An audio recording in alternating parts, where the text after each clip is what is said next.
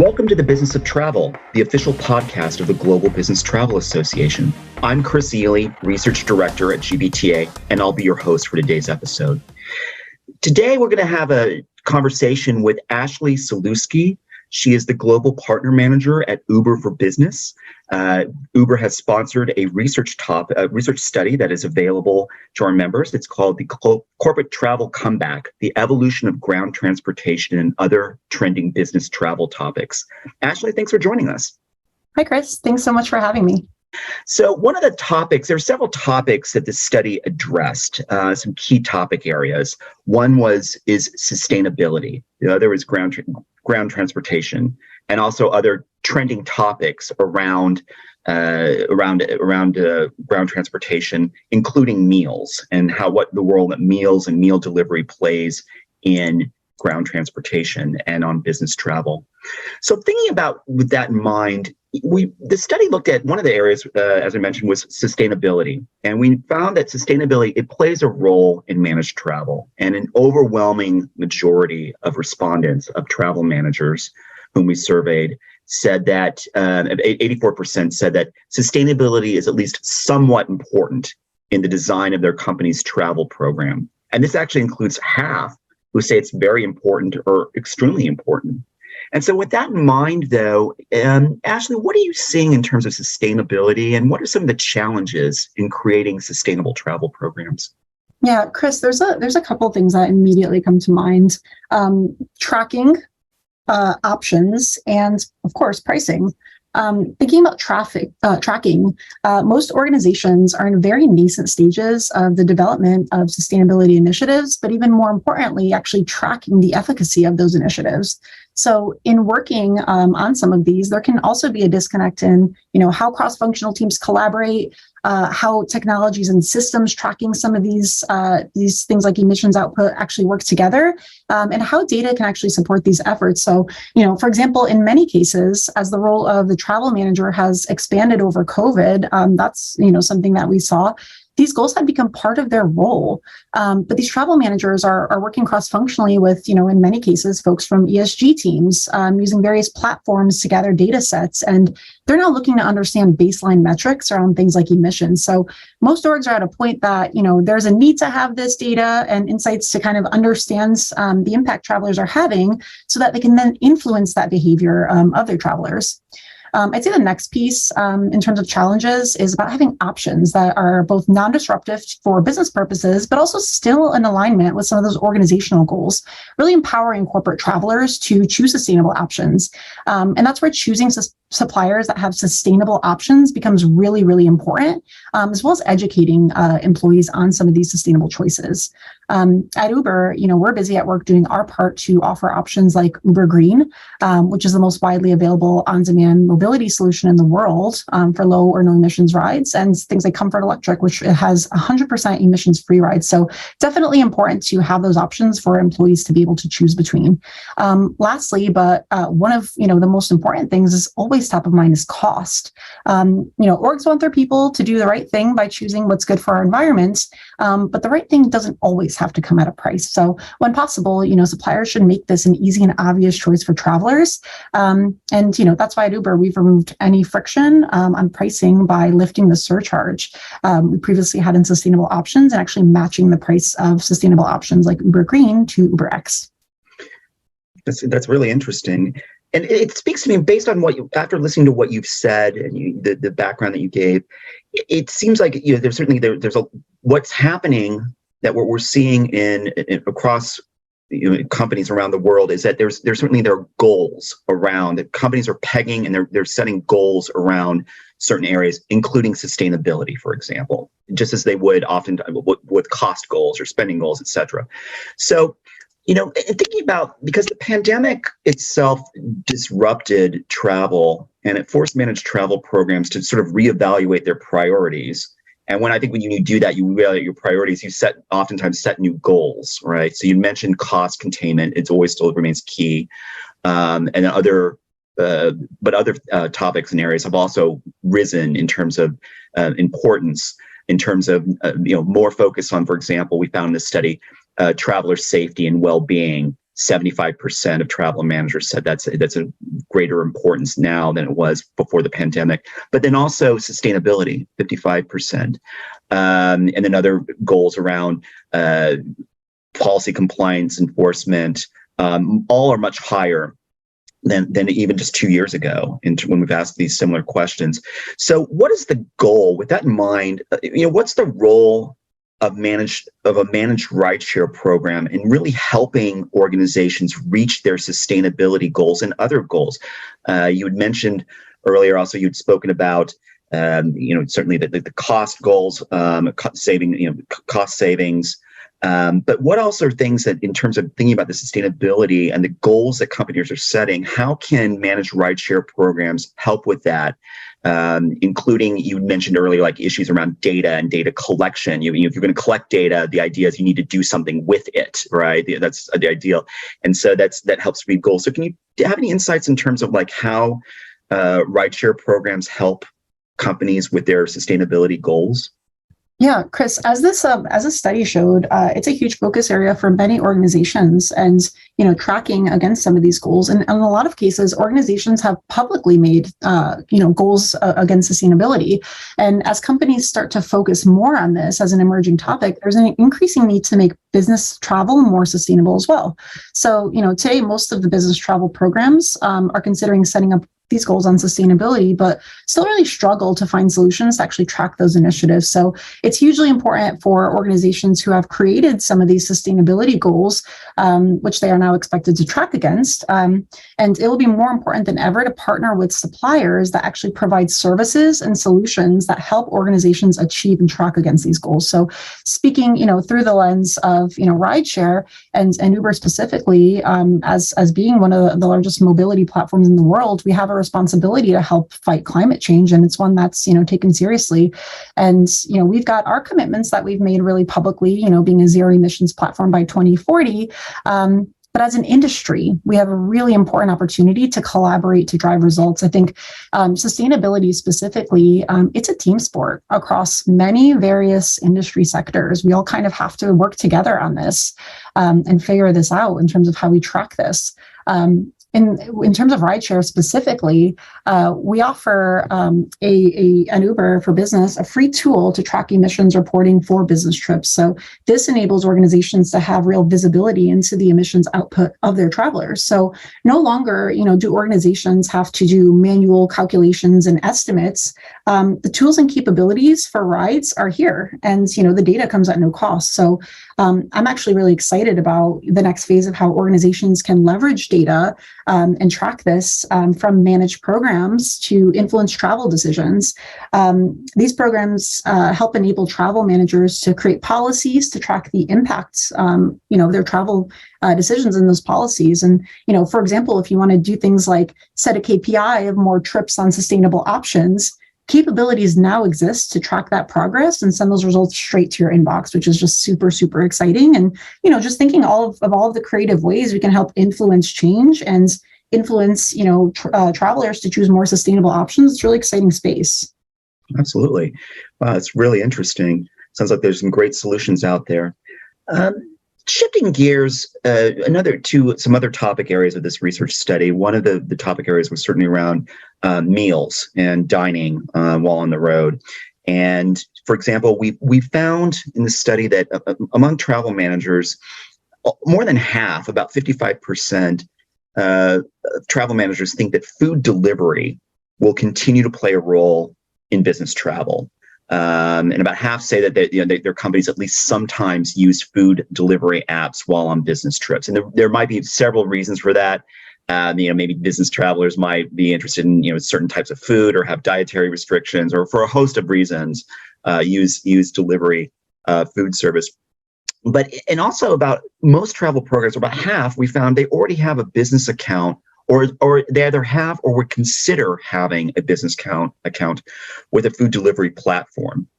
And there's a variety of different features that can help with this in terms of expense software, reporting, ability to order group meals, and also the ability to apply company policies as it relates to food delivery. So with that in mind, thinking about managed a managed meal program. What can you let our listeners know? What is a managed meal program, and what does it solve for? What is it trying to solve? Yeah. So as you mentioned, the business case for a managed rideshare program is much more clear. Looking at some of that data, most travel managers already have one or are considering one. But on the flip side, as you mentioned, according to the same study, travel managers reported they aren't really sure if their travelers use meal delivery during work trips. In a third of cases. So, since you can't manage what you can't measure, I think that highlights a really key opportunity. More broadly, if you think about meal delivery and the market shift within the context of COVID, there was a huge rise in meal delivery, not only at a consumer level, but also at a corporate level, as we saw meal delivery spike as a way for people to connect during virtual events and meetings over COVID. And during this time, people got really used to the convenience and variety that meal delivery platforms offer. So fast forward, as travelers are getting back on the road, they're still looking for that convenience, reliability, that variety, not only for things like cuisine types, but also for dietary needs and preferences, whether you're looking for something vegetarian or otherwise. So corporate travelers, also thinking about, that traveler experience, they get the benefit of trying new restaurants or cuisines, in the area that they're traveling at without spending time doing tremendous amount of research. It's just all a few taps away within a meal delivery app. So I know I'm always trying to, get something local when I'm traveling, but thinking about in another instance, if you're a corporate traveler flying in, you're going to your hotel, you want to grab a quick bite before morning meetings. You might not necessarily want to, order room service when there's so many competitively priced and huge varieties, on a meal delivery platform. So just thinking about kind of the use cases there. But when you think about the benefits of a managed program for a travel admin or someone kind of managing that side, at Uber for Business, we help teams really gain visibility into every single ride and meal that's ordered by employees using our platform. And this level of visibility really allows you to gain valuable insights into things like usage and spends. And if you're a travel admin, think about how this can help you budget and planning for that alone. So teams can also kind of set and enforce policies, budgets, and when employees use Uber or Uber Eats, it's the power of one platform. You can do things like specify drop-off, pickup locations. You can add budget caps on a daily, weekly, or even monthly basis. So it's really customizable. It's a super robust and dynamic platform. Teams can customize some of these settings to ensure that company policies are, really being enforced. Great, interesting. Great, that's really interesting. And another area I wanted to touch on is that we addressed in this study was the trend that we're seeing, a growing trend for more business travelers combining a business trip with maybe some personal time or personal vacation. It's also known as bleisure. And we found in this study, for example, that 9 in 10 travel managers say that employee interest in bleisure or bleisure travel has remained the same or even increased compared to 2 years ago. And, in addition, we found that about a third say that their employees are, the employees at their companies are more interested or much more interested in taking bleisure compared to 2 years ago before the pandemic. But the interesting thing also we found is that bleisure, even though it's typically allowed, it's not always really addressed in a corporate travel policy. About a third, for example, of travel managers said that their company travel policy expressly allows bleisure trips, but about half say their company doesn't address it. It's not addressed at all in their policy. So, given with that there's strong interest from the employees in combining at times business and pleasure or vacation trips. But it's not always addressed. How is bleisure? How can it fit in to travel programs, and how can rideshare support it? Yeah. Bleisure. I think this is definitely another emerging topic and certainly a gray area in a lot of cases. If we look at working from home, I think it's blurred the boundaries, between our workspace and our personal space. And I think we're also seeing that mirrored between business and personal travel.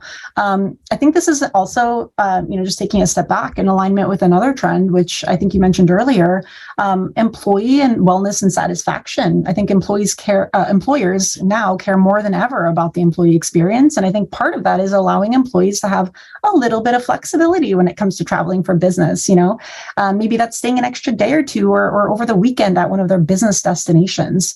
The way that we think about that within the context of managed rideshare programs, if you look at, Uber for Business, we actually have an in-app feature for travelers that makes this quite easy. It's a toggle that you can use to switch between in-app between business and personal expenses, whether those rides are rides or meal orders. So you're kind of able to really seamlessly switch between the two. That makes for not only easy expensing on the business side, but also importantly, making sure that those lines aren't blurred where it really counts in terms of expensing. Great. Interesting. And finally, to sort of wrap up, what do you see the market is changing and evolving. I mean, I think that it's fair to say, given the pandemic, given where people are at, the whole shift away maybe from working in the office every day of the week to maybe working in the office some days a week or being fully remote. What does that mean for business travel? What does that mean for meetings? What are we in other aspects of work? Thinking about just some of the different trends and things that are sort of emerging through the fog, what do you see are some of the current trends across rideshare and meal delivery programs post-pandemic? Do you think that there's some trends that are emerging now that's emerging through the fog, so to speak, now that we're starting to see some things that maybe were very different 2 years ago? Yeah. On the ride side, our business data shows that business travel is back. Not quite as strong as pre-COVID numbers, but I think the very nature of business travel has fundamentally changed in many ways. We've really seen the disruption of traditional working models in favor of hybrid remote working models, as you mentioned. And, there was another recent study in which more than half of CEOs said hybrid and remote work are the biggest post-pandemic social behavior changes. So that's pretty major. We've seen the effects of that in rideshare too, as the focus has shifted from, as you mentioned earlier, it shifted to employee safety, benefits, and overall employee experience, which means, an uptick in things like commute programs and team building activities if we look at kind of the rideshare space. There's also two core experiences that I think have emerged as a focus area for organizations post-pandemic. The first is, of course, return to office, right? There's a big opportunity today that lies in return to office. When we think about taking a look at the last couple of years, there's been sort of a talent war that has unfolded across the last year or so that has really put the employee experience at the forefront as orgs compete for talent. And they need help creating impactful and enjoyable team building events and company events. We also saw an increase in demand for technology that would enhance that employee experience. So we rolled out products and features for business travelers like Uber One, which is a membership product that gives organizations a commercial benefit on rides and meal delivery. But there's also an added benefit on the personal side for business travelers. The other experience, of course, is business travel. As the demand for rides is growing and it's really returning, there's an opportunity for organizations to think beyond traditional business travel and really reimagine rides as an employee benefit and part of a larger, sort of broader employee retention strategy. So we're seeing this as orgs sort of plan to get their teams moving again and back on the road. They're interested in discussing ideas around benefits packages, things like travel and commuter use cases, and they really need help understanding how to implement those successfully through a rideshare program. Wow, great. It's really interesting. And it's interesting to see, how things are forming and continue to emerge. I'm sure that if you and I have this conversation 6 months, 12 months from now, we might be able to sharpen the pencil even more and see some more interesting trends. But it's safe to say that things are clearly evolving, and there's an incredible amount of opportunity. But with that opportunity comes a lot of benefit for the business travel community and business travelers themselves. And so it's been really a great conversation, very interesting. And so I want to thank you so much, Ashley, for taking the time to speak with us today and share your perspective. It's been great, and I've really enjoyed speaking with you. Thanks, Chris. It's been a pleasure as well. I really appreciate the time and opportunity to speak about these important topics through the lens of ground transportation and meal delivery. So thanks so much for having me. Well, thank you. And you have been listening to The Business of Travel, the official podcast of the Global Business Travel Association. For more information about GBTA and its work, visit gbta.org and be sure to rate and review us wherever you get your podcasts. Until next time, thanks for listening.